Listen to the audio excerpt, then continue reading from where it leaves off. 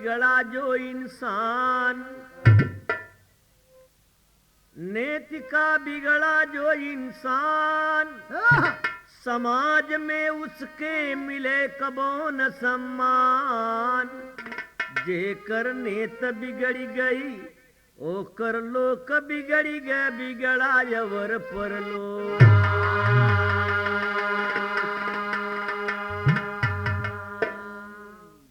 बड़े भाई, कवि का कहना है जेकर नेत खराब हो गई, जिंदा पर भी बुराई बा, मरे के बाद भी बुराई बा। कवि ने शायर लिखा इसी पर, केकर केकर नेत खराब भाई, जरा बुनियादी गाना बा। हाय नेति बिगड़ी रही भस्मासुर क सुन, नेति बिगड़ी रही भस्मासुर क सुनो, पार्वती जी के चक्कर में मारा गवा। नेति बिगड़ी रही राजा रावण का जब, आखिर सोने कलंका उजारा गवा। नेति बिगड़ी, नेति कंवरों को बिगड़ी सभा बीच में, चीर खैचा दुशासन बिहारा गवा। और नेति बिगड़े पर सो भाई की चकमरा, राम कैलाश कल में संवारा गया।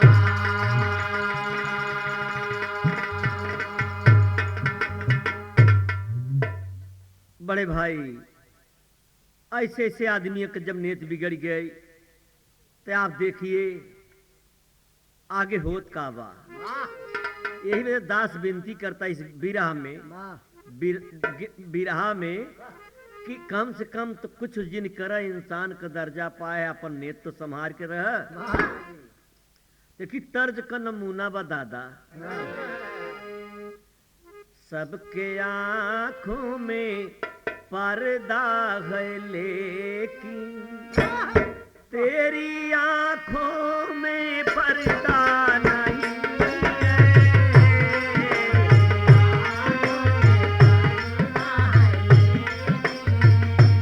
तेरी आंखों में पर्दा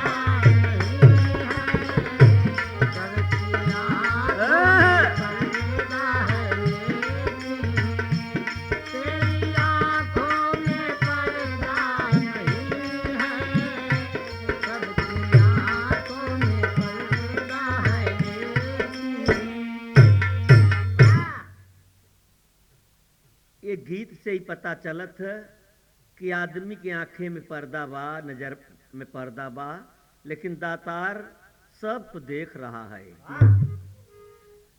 काहे बदे तबे तो लिखबो के है न कि एक मछरी फंसावे वाला जाल उ बैठा बा नदी के किनारे, ओकर उम्र बीत गई लेकिन मछली एक फंसी नहीं।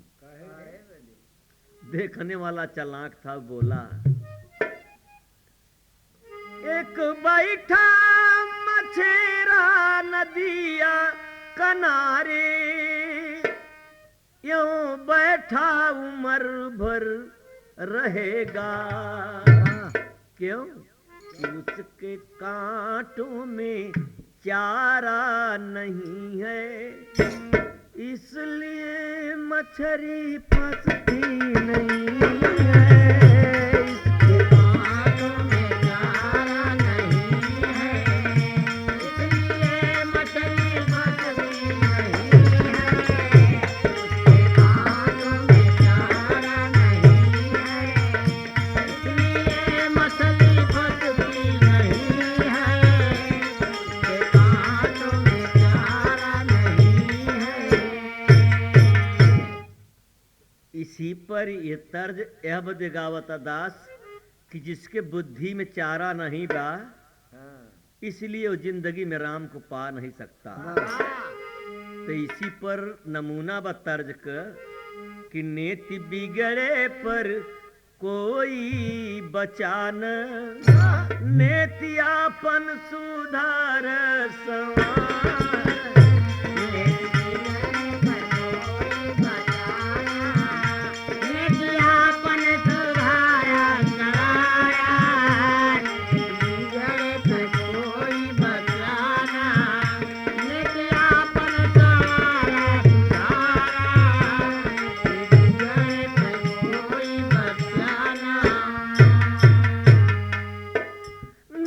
बिगड़ी पर बदनामी होती, बिगड़े पे बदनामी होती, नीत बिगड़े पे बदनामी होती।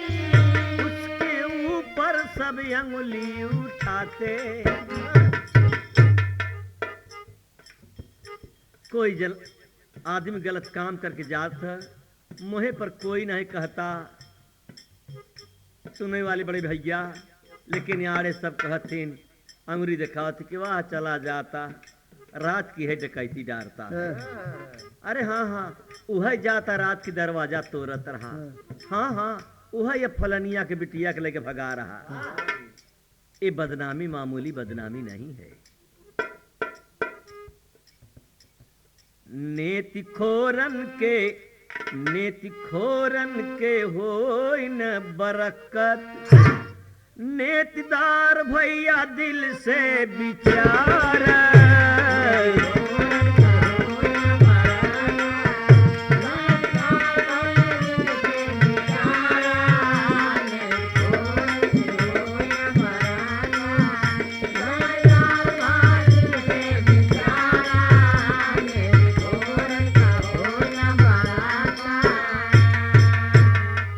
दूसरे बंद में कहना है, कहा जानी कितना कांटा तेराजू लगाए हैं। हम सब के कहत है, लेकिन जब बटखरा कांटा बा तो तौलना बराबर चाहे, ताकि न ले वाले के तकलीफ हो न दे वाले के। लेकिन वहू में लोग कांटा जब दबावत चोरावत हैं, पसंगा मारत हैं। पसंगा गांव में कहतीन तो कवि ने कहा, नेति घट गई त घाटा तौलबे, घाटा तौलबे, घट गई त घाटा तौलबे, लेकिन 5 गुना घाटा उठौबे, लेकिन 5 गुना घाटा उठौबे। हे घाट तौले जिन कांटा लगावा, नजर खोल के देखा, कांटा में देखा, सुई में देखा। घाट तौले जिन कांटा लगावा, सुई देखा बराबर निहार।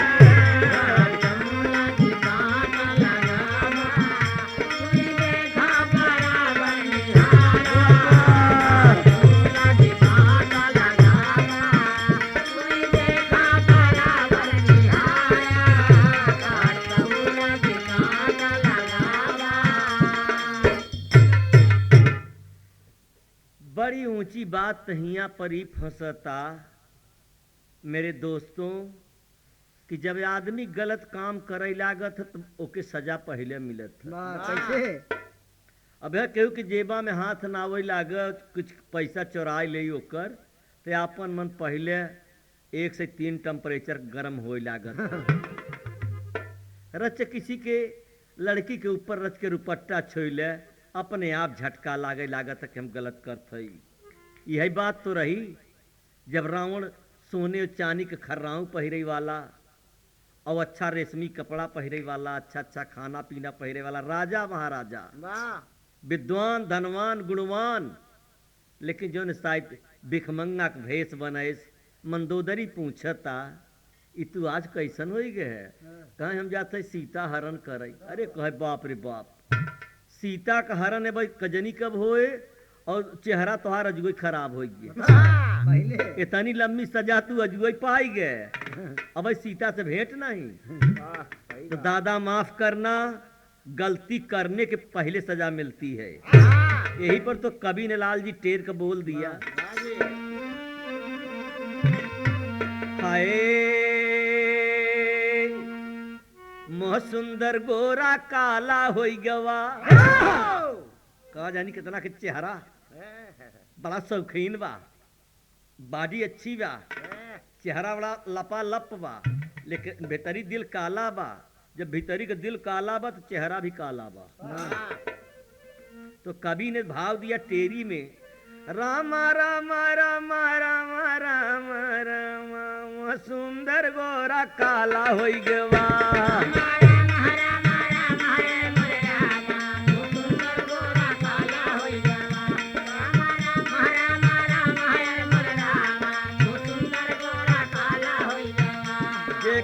रीत बिगड़ गई क्यों न बचाने वाला मोर सुंदर गोरा काला हो गया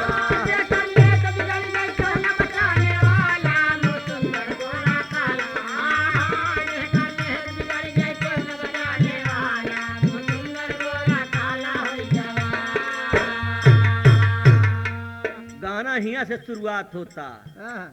एक जटुआ साधु आजकल भेषाधारी बहुत बनत है रंगई चोंगई वाले।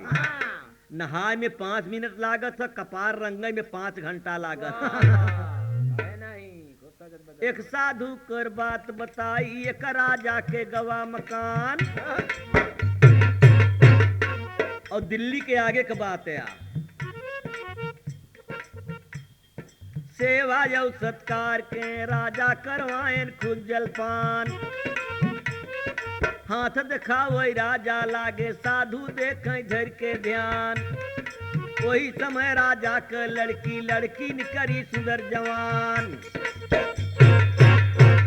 राजा साहब सेवा सत्कार के खियाए पियान कर अच्छा महाराज हमारा हाथ देख। जब रेखा देखे लागे न इतने में जवान लड़की 15-16 साल का राजा के निकरी और सधुआ का नजर पड़ता, सधुआ का नेत खराब और उम्र ओकर 50 साल का। हाथ देखते राजा कहे कस का बाता। साधु रहे विचारत रेखा नजर पड़ा लड़की के देखा। सधुआ लड़की देखत सधुआ मार गया सुंदर गोरा काला हो गया।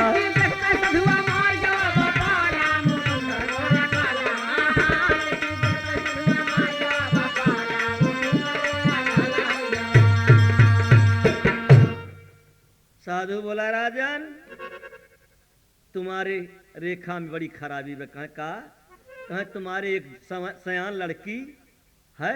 कहे हाँ। कहे कुंवारी है? कहे हाँ। जवानी है? कहे हाँ।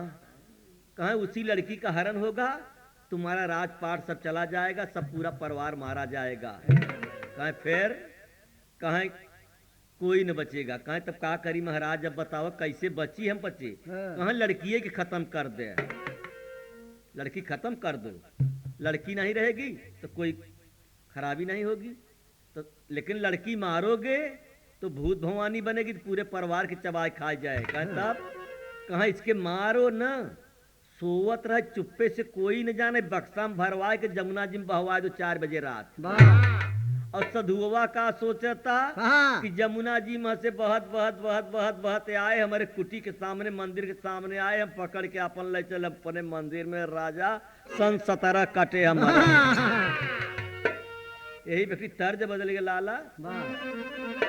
तर्जवा का नमूना हुआ बा पिया परदेसिया लवट के नहीं आए। पिया परदेसिया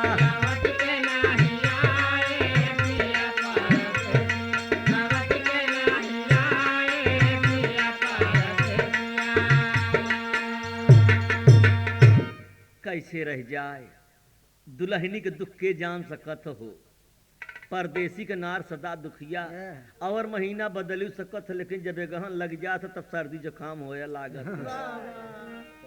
कहता दुल्हन का कह सर्दी करतिया बीताई न बीताए। पिया परदेसी लवट के नहीं आए। पिया परदेसिया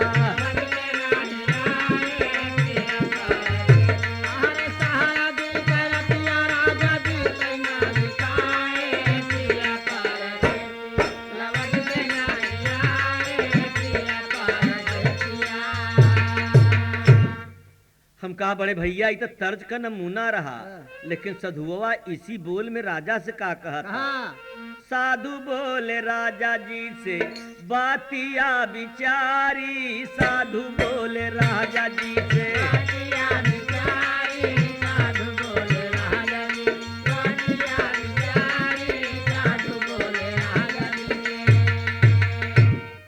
कहाँ लड़की के कारण, लड़की के कारण परिवार सब जई है मारी। साधु बोले राजा जी बातिया बिचारी। साधु बोले राजा जी से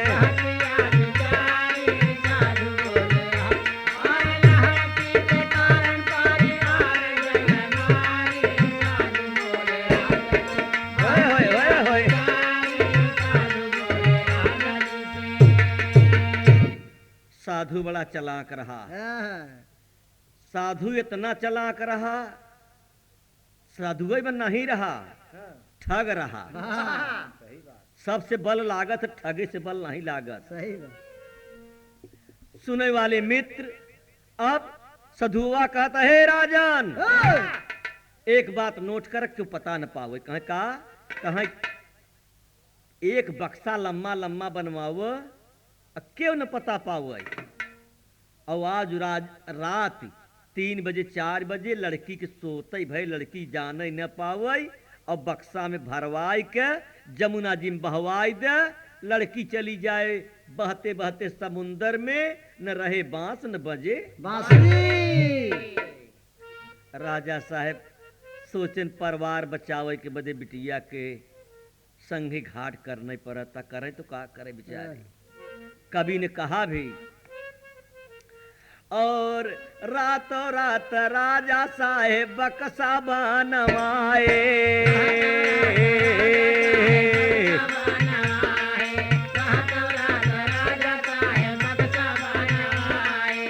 ए बाबुआ क्यों न पता पाए। अरे रात रात राजा साहेब मिस्त्री बोलाई के बक्सा बनवाए, और सोत बिटियावा के वही में लेटाए।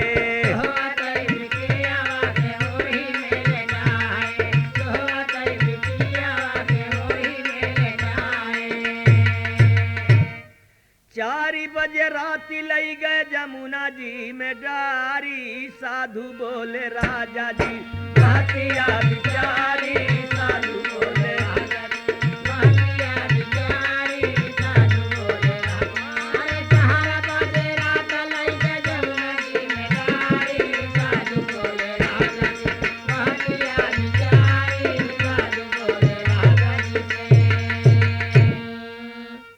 4 बजे रात, ध्यान दीजिए, 4 बजे रात सोत भय लड़की के बक्सा में बंद करके पैक करके, जब पानी में बहाई दे, पानी में बहाई दे, और सैकड़न किलोमीटर पर सधुआ का मंदिर बा। सोचत रहा 7-8 घंटा में बक्सा बहत बहत हमारे पास आ जाए। और जैसे लड़की के पानी में बहावत है, वैसे लड़की के आंख खुली। लड़की के जब आंख खुली तो लड़की घबरान, आप लड़की रोता बिरहा, दर्द में काहे न रो जी, तो के पानी में बहाई दे। रात की अनजान में एक नई जिंदगी होता, धन्य हो दातार। ऐसा काम किसी के करने न चाहिए, लेकिन ऐसे ऐसे पापी दुनिया में पड़ा है कि जो संसार में कर रहे हैं। ऐसी पे की तर्ज आएगी, लड़की रोवता, तर्ज का नमूना बा। एक दुल्हनी के दुल्हा परदेश में बा, उ 4 साल अवबन किया, तो लड़की चिट्ठी लिखावे गए दुल्हन कि हमार मन से 5 साल नहीं आए, चिट्ठी लिख देते भैया। कहाँ का लिखी भौजी, कहाँ का लिखाई। लड़कवा छोट रहा, 5 में पढ़त रहा। कहाँ का लिखी, कहाँ का लिखाई देवर, हमके तो लागत कि हम जना राण हो गए। लड़कवा लिख दे चिट्ठी में कि हम राण हो गए। तब से बुढ़िया पहुंची, वो लिख दे, कह दे कि राण तो ठीक होती, महाराण हो गए, वो लिख दे। चिट्ठी पहुंच गई बम्बई, जब परदेसी पढ़वावे गए तो हमारा लिखा रहा राण हो गए।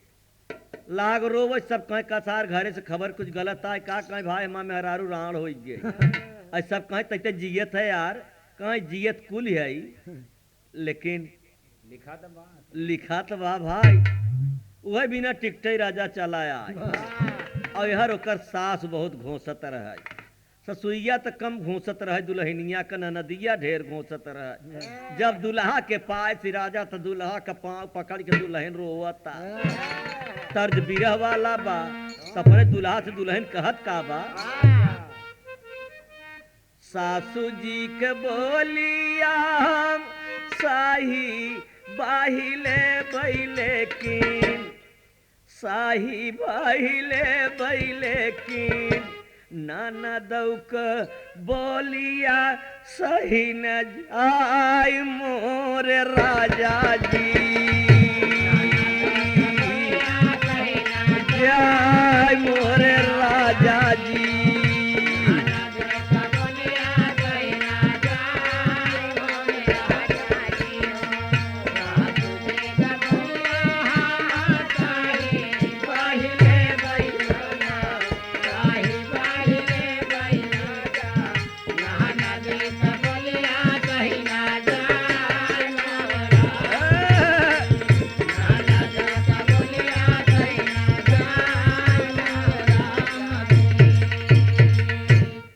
इसी तर्ज में लड़की रोवता पानी में, जमुना जी में। लड़की तड़फड़ाई घबराई लागी बक्सवा में, रोवे लागी बक्सवा में, कवन कसुरवा भकरनवा मोरे राम राम।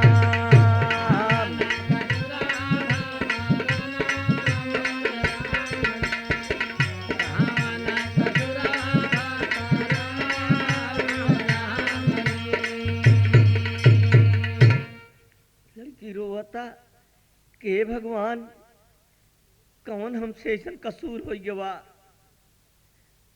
कि माता पिता हमसे कुछ नहीं कहे। लड़की रोई की बात सोच के और कहता, कौने कसूरवा में माता और पिताजी हमरे, माता और पिताजी हमरे, पानी में बहाए के करानवा हो राम राम।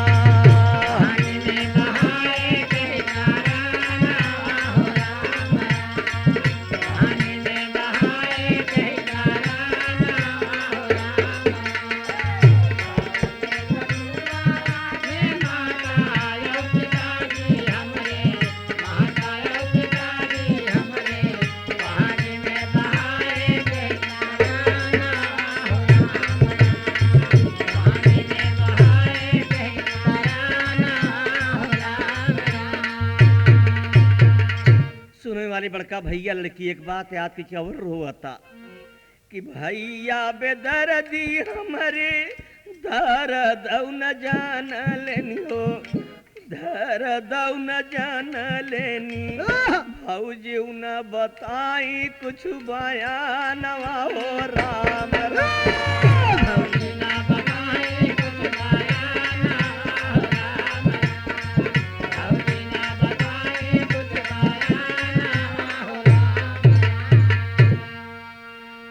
रोवत कर रोवत दातार की कृपा देख, मजे मजे बक्सवा में पानिया भरान लागे, पानिया भरान लागे, लड़की रोवै बची है न पार आनवा हो राम राम।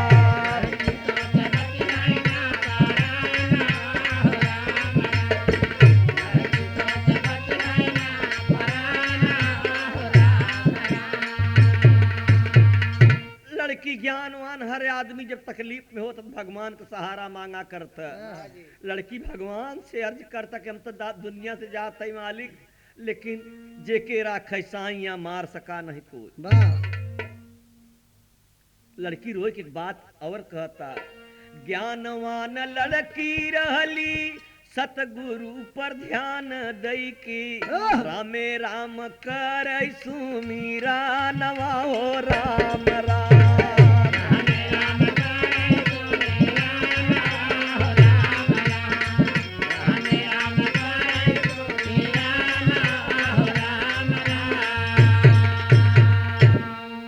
लड़की एक बात याद की और रोता कि तोहरे सिवाय नाथ पानी में सहारा क्यों न, पानी में सहारा क्यों न, पानी में बचाया गज परानवा हो राम राम।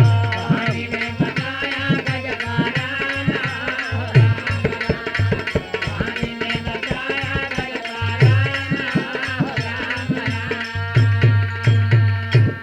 अरे यार में मालिक खेल दिखाए, वहर में साधु ध्यान लगाए। अरे यार में लड़की गाफिल हो गई सुमीर के दीन दयाला, मोह सुंदर गोरा काला हो गया।